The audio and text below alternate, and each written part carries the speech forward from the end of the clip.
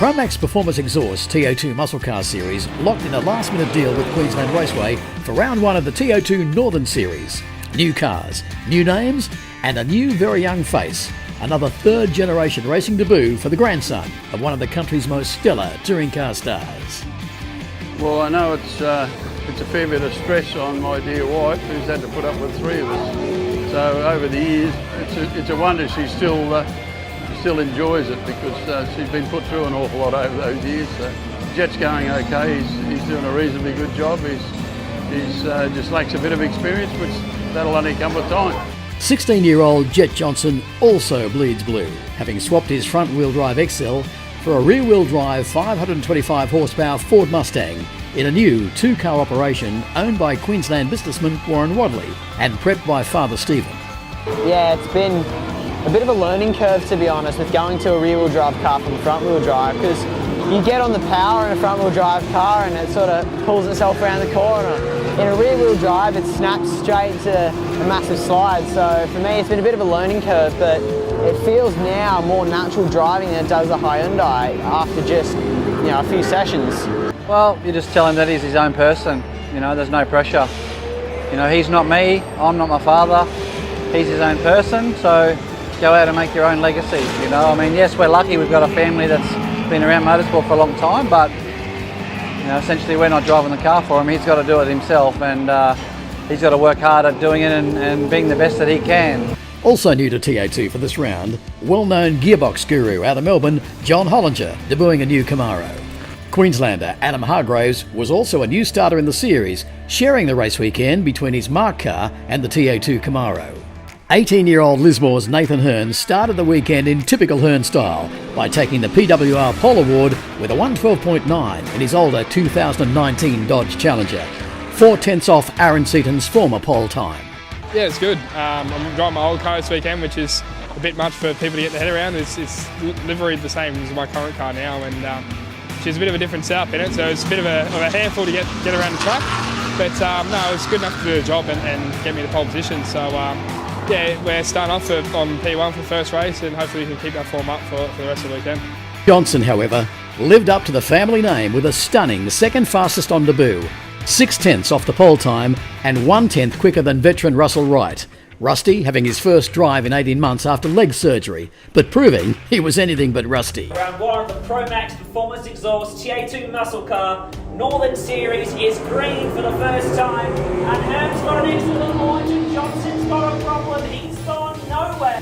Hearn grabbed the start in race one, but Johnson missed the shift from first to second and fell back through the field.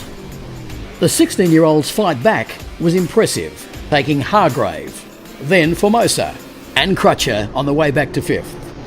Chris Pappas was doing well until he came undone in the Wealthright Mustang. Wright finished second with the fastest lap, while McLaughlin and Tenkate filled out the minor placings. Race 2 on Sunday morning again saw Hearn and Wright lead the field away. Mark Crutcher made the move stick on Tenkate, only to be repassed at turn 3 a lap later. Johnson, however, was off the leash, taking Tenkate's Ford Mustang and then McLaughlin into turn 3 to end up on the podium from Hearn and Wright. Wright broke Seaton's lap record with a 1:13.3 on lap 7. Hargraves and Mark Crutcher came undone at turn 3, ending Hargraves' race, Crutcher limping home to 9th, while Gold Coaster Chris Pappas had a strong run from last on the grid to 7th in the Wealthright Mustang. No, it was a good race. Went out there and sort of just did my best and just made my way through. Got stuck behind Peter for a while. It was a bit of a challenge to get past, but yeah, just went out there, did my best, had a bit of fun, which is what it's all about. Yeah, it was a shocker, mate. Second last turn, last lap, I think we got ourselves up to 5th, challenging Anthem for 4th, so it was probably one of our best races ever, actually. The car feels great, everything was going fantastic, and one of the boys behind, I think it was Adam, I'm not sure, I haven't seen him yet because he's gone back out, but I think he locked up and came through the final corner, give me one hell of a boot. We've got a fair bit of damage to the side and the front, so I haven't heard from his perspective. I'm sure we'll have a chat later and everything will be fine, we'll have a beer, but yeah, very, very disappointing, mate, because we were going so well. Race 3 at Queensland Raceway was another 12-lapper under sunny skies. Chris Pappas, Mark Crutcher and TA2 series owner Peter Robertson had a great three-way battle in the mid-pack, until Pappas went too deep under brakes into turn 3. Geelong's Jason Hassett also found a new braking marker in Warren Wadley's Mustang mid-race, taking both out of the race with heavy damage to the Haspump's Camaro. Problem was us, my brake pedal went straight to the floor, so we haven't worked out what the brake issue is yet.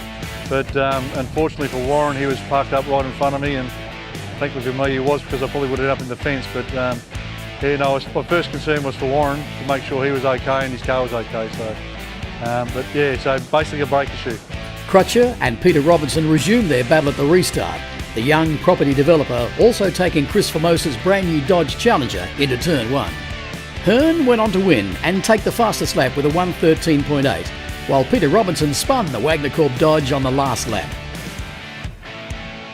Jet Johnson's confidence was growing with each lap in the full throttle barbecue Mustang, and with tutoring from both Dad Stephen and grandfather Dick, plus former Marcus Ambrose engineer Paul Forgy calling the setup, he was all set to shine in the final. I was actually really nervous coming into the weekend. We haven't done a whole heap of practice. We've done really a half a test day and a shakedown on the full track out here at Ipswich. So I was quite nervous about coming out here for the race weekend, but after first getting in the car and doing a few laps, it's actually been really welcoming, the car itself, with how easy and how natural it is to drive. Johnson grabbed second off the start from right, and it was clear that he had more pace in this race, going on to set the fastest lap of a 1:13.6 on lap 5. To decide, Chris Formosa came undone too, driving the Dodge Challenger around the outside of Mark Crutcher. Crutcher and 10K traded blows in a great scrap for the minor placings. Crutcher, showing a more consistent approach to racing, was now paying dividends. Peter Robinson and Chris Pappas also continued their battle mid-pack. Johnson, though, showing great speed and maturity for a 16-year-old, closed on Hearn over the final few laps, while McLaughlin also pressured right for third all the way to the flag. Johnson will throw everything he can at him, but out of turn 6, one last time this weekend. It's a clean sweep for Nathan Hearn, and Jet Johnson finishes second. Nathan Hearn claimed the round win in the PBR Dodge with pole and all 4 wins. However, 16-year-old Jet Johnson served notice that the Johnson DNA hasn't lost any of its mojo down the generations by taking third on debut and the Rookie of the Round award. No, it was awesome, and a massive thank you to Cameron Sendall and everyone who's been behind, well, Peter Robinson and everyone who's been behind me getting back in the car. And but no, it was anytime you get back on the racetrack's always good fun, and come back to a TA2 event, you know, don't have to deal with any politics or anything like that. Go out there, race, have good fun, and come back, have a few laughs, and that's a weekend done. So yeah, awesome to be here. Yeah, it's definitely a really special weekend for us, having gone as good as I did on my debut. Everybody's so emotional at the moment, which, you know, making mum cry doesn't normally make me feel good, but this weekend I've got such a good feeling after the weekend. I just can't put it into words. Russell Wright was second overall in the WPI Mustang and first of the Serco Masterclass. I'm very, very happy with where I ended up. I had some good pace earlier in the weekend, and the brakes went away a little bit towards the end of the weekend, had a little bit of rear locking, but I can't really blame that. It was just didn't get the balance quite right. But and I was racing 2 cars, so I was racing a Trans Am car as well. So hopping from one to the other was a bit of a task, getting the brain around the braking marks, changing it each time. But overall, yeah, very happy with the weekend. Gone away with a beautifully clean car, not a mark, not a mechanical problem. So a great weekend. Always well presented, Anthony Tenkate won the Bowden's Own Best Presented Award. Roller coaster Chris Pappas picked up the Hypercoil Hard Charger Award after his fight back from the rear of the grid in race 2. John McLaughlin had a solid weekend in the My Profile Mustang, picking up pace as the weekend went on to win the Willwood Big Breaker Award, $500 in braking product from the Willwood Company. So round 1 of the PROMAXX Performance Exhaust Northern Series wrapped up successfully at Queensland Raceway. Now it's to Winton Raceway in Victoria for round 2 of the TA2 Muscle Car Series, July 16 to 18. Details on the TA2 website.